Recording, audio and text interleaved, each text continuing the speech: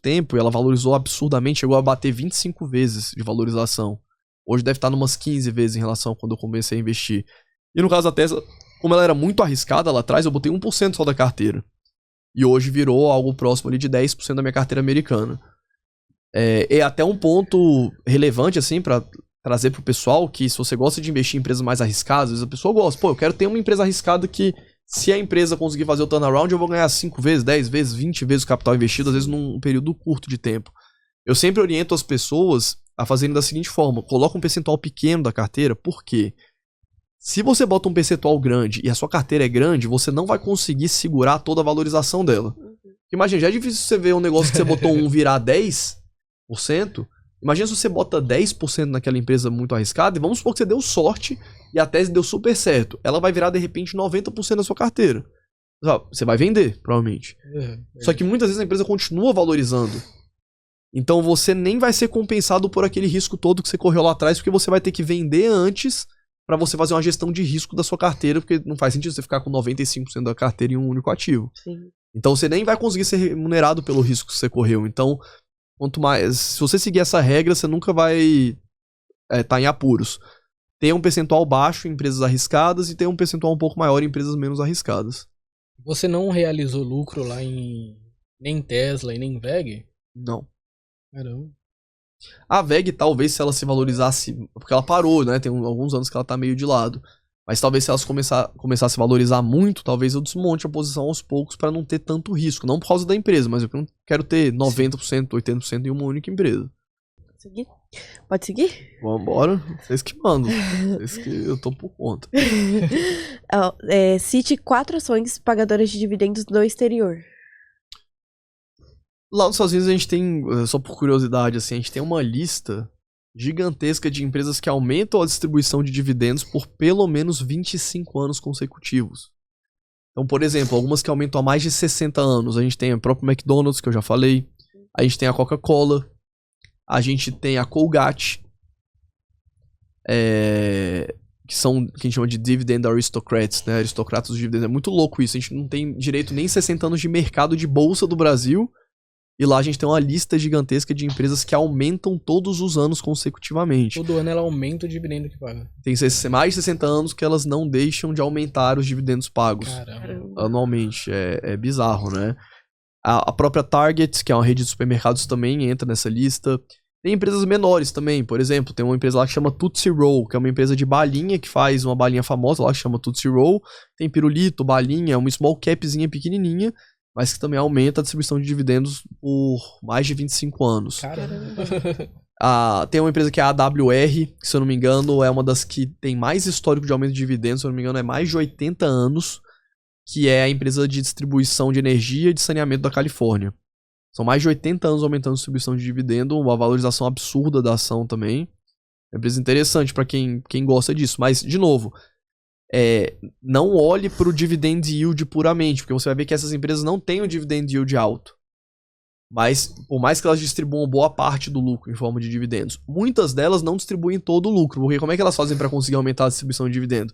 Se a empresa distribui todo o lucro em forma de dividendo e o lucro cai, ela não vai conseguir se manter nessa lista. Então, o McDonald's, por exemplo, o que eles fazem? Eles distribuem metade do lucro em forma de dividendo e a outra metade eles recompram ações da própria empresa.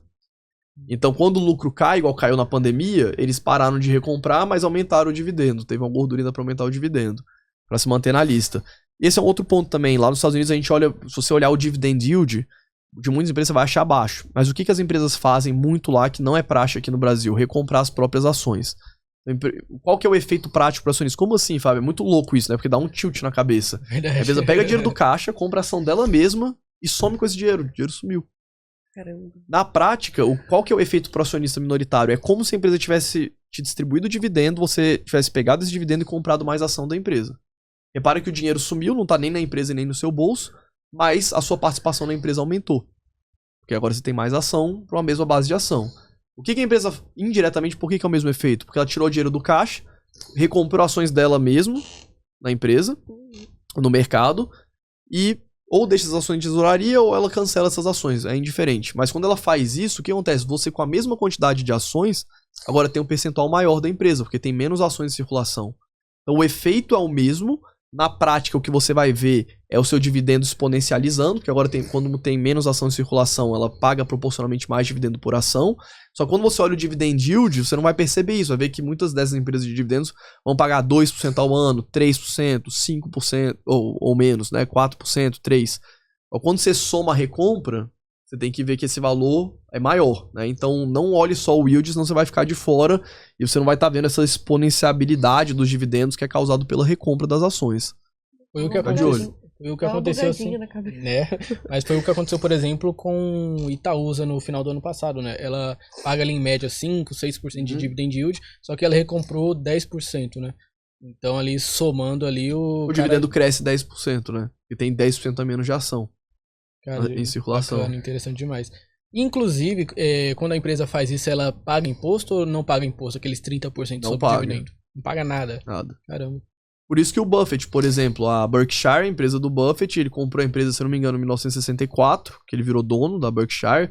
É até uma história interessante, porque ele comprou a Berkshire, que era uma empresa de tecido, né? Eles fabricavam, era de tear, eles faziam tecido, e ele comprava essas empresas e depois vendia quando ela ia fechar capital. E aí quando eles fecharam o capital da empresa, os sócios pagaram um valor menor do que tinham combinado com ele. E aí ele ficou poucas, foi lá e falou, agora eu não vou vender. Começou a comprar, aí ele comprou a maioria das ações, fechou o capital da empresa e reestruturou a empresa. E aí mesmo começou a dar lucro e ele começou a comprar outras empresas embaixo. Essa é a história da Berkshire. E a Berkshire nunca pagou dividendo. Se você puxar o histórico, ele até brinca, né? Tem um pagamento de dividendo em 1968 que ele fala, isso aí deve ser quando eu fui no banheiro. Alguém pagou um dividendo sem eu saber. Caramba, ele fala brincando. Disso. E exatamente por causa disso, em vez de distribuir dividendo, eles recompram as ações. Aí você nunca recebe dividendo, mas a ação saiu de 11 centavos, que foi o valor que ele pagou para fechar o capital lá atrás, para hoje $400 mil cada ação. Caramba. Você nunca recebeu nada de dividendo, mas cada $11 viraram 400 mil. Ou seja, será que o cara que não recebeu dividendo tá preocupado? Exatamente, né? Bitcoin. Quase mais que Bitcoin. Centavos pra... Nossa. É coisa, hein, meu? E Fábio, falando em REITs, né? Vale a pena investir em REITs, né, que são, digamos assim, os FIIs americanos, né? Vale a pena? E se vale a pena, quais REITs lá você acha interessante pra galera estudar? Eu gosto bastante da lógica de REITs, até de fundos imobiliários, que eu vejo, né, os imóveis como um pedágio para a economia existir.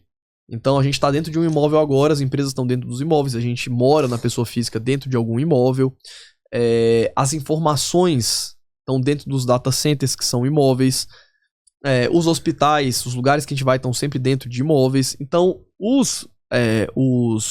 investir em imóveis é basicamente você receber um pedágio para a economia funcionar. Eu vejo dessa forma, por isso que eu acho e eu vejo os imóveis como uma classe diferente de ativos. Porque independente da empresa quebrar que está alugando aquele imóvel ou entrar outra empresa, você vai estar ali recebendo dinheiro para a economia estar funcionando. Então eu gosto bastante da tese tanto de FIIs quanto REITs. No caso dos REITs, a dinâmica é um pouco diferente dos fundos